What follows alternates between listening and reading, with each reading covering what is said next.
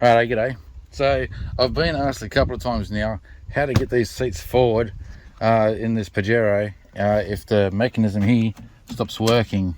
So I finally got a chance to come back and have a look at the car, and what I can show you is in here. Now you can pull this plastic enough away from here and see this. Let's see if I can show you there. So see this arm here. I'll just try and tuck this away if I can. There we go. So I'll show you when you move the handle here, you see the mechanism inside there.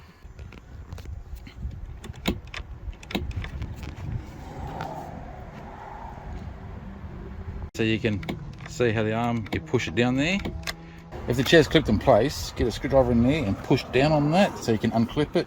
If the cable between here and there is broken, I'm going to show you that cable. See, it's just like a bike cable. See that there?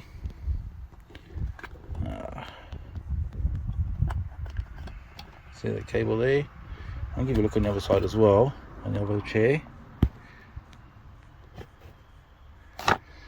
Might be a bit more visual on the other side. See that cable there? If that snaps, obviously the handle won't work. But you're just pushing this lever here. It's really tricky to do this with holding your camera, and so you just want to get a screwdriver in there, push against that there to unclip these seats, and then you can replace that cable that's probably broken as to why the mechanism's not working anymore. But I thought I'd show you, because even though this chair's not broken, so I'm not having that problem, sometimes all you need to see is how it's put together so you know how to pull it apart. Give it a good look in there.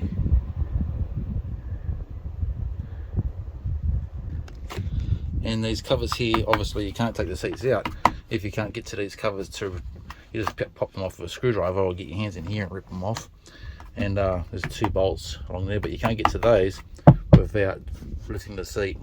Right, well, I hope that helps the bloke out who's having a problem with folding the seats forward, so you can fix the problem.